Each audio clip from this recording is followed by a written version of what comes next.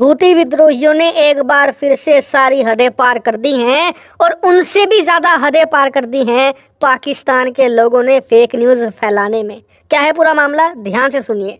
हुआ ये कि आज दोपहर के वक्त एक शिप जो कि माल ढुलाई वाला शिप था, यानी कि ट्रेडिंग शिप, जिसका नाम था एमवी गैंको पिकार्डी, ये गल्फ ऑफ एडन से गुजर रहा था। स्क्रीन पर आप देखिए, ये रहा गल्फ ऑफ एडन, लाल सागर के एकदम मुहाने पर। और यहाँ से गुजरते वक्त यमन के हूती विद्रोहियों ने इस पर एक जबरदस्त ड्रोन अटैक कर दिया।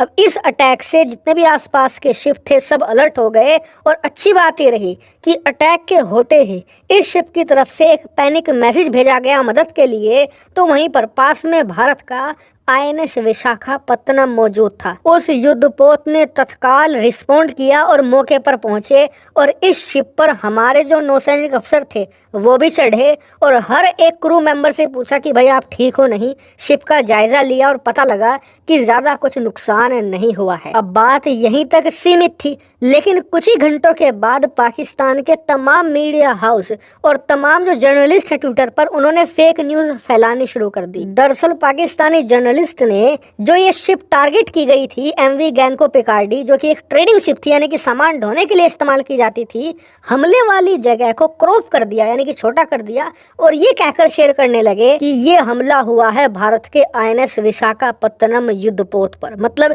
इतनी कम बुद्धि के लोग कैसे हो सकते हैं। मतलब इसे एक फोटो को देखकर कोई बच्चा भी कह सकता है कि कोई युद्धपोत नहीं है, क्योंकि दुनिया में कोई ऐसी नौसेना नहीं है जिसके युद्धपोत का रंग काला हो। आप किसी भी नौसेना को उठाकर देख लीजिए, सबके युद्धपोत लाइट ब्लू या फिर ग्रे कलर के आपको मिलेंगे। लेकिन इन कम बुद्धि के लोगों को कौन समझाए। दूसरी बड़ी बात ये कि इस शिप के जो ऊपर रेलिंग है ना, आप ध्यान से देखिए, वहां पर वायरिंग की गई है, जो कटीले तार हैं वो लगाए गए हैं। क्यों? दरअसल ऐसे कटीले तार जो पायरेट्स होते हैं, यानी कि समुद्री डाकू शिप पर ना चढ़ें, उनसे बचने के लिए लगाए जाते हैं।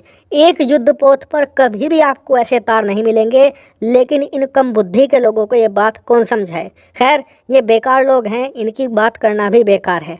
बात करते हैं मुद्दे की। तो देखिए, सबसे पहले ये जान लीजिए कि जिस शिप पर हमला हुआ है ये रजिस्टर्ड थी मार्शल आइलैंड्स की, और वहीं का इस पर झंडा भी लगा हुआ था। दरअसल शिपिंग कंपनियां ऐसा टैक्स बचाने के लिए करती हैं, लेकिन बताया जा रहा है कि जो इस पर क्रू मेंबर थे वो भारतीय थे, और इसीलिए भारतीय नौसेना ने तत्काल रिस्पॉन्स दिया। भारत का इस समय P-8I जो पोसाइडन एयरक्राफ्ट है, जो जासूसी के लिए इस्तेमाल किया जाता है, उसे डिप्लॉय कर दिया गया है। भारतीय नौसेना के जो ड्रोन हैं, जो कि प्रीडेटर ड्रोन हैं, उन्हें डिप्लॉय कर दिया गया है। और तमाम भारतीय नौसेना इस वक्त जो अरेबियन सी में एक्टिव है, लाल सागर के आसपास, सब के सब हाई अलर्ट पर चले गए हैं। और अब समय आ गया है कि भारत हूतियों को कोई ना कोई सबक सिखाए, क्योंकि अब ये लोग भारत को सीधा निशाना बना रहे हैं।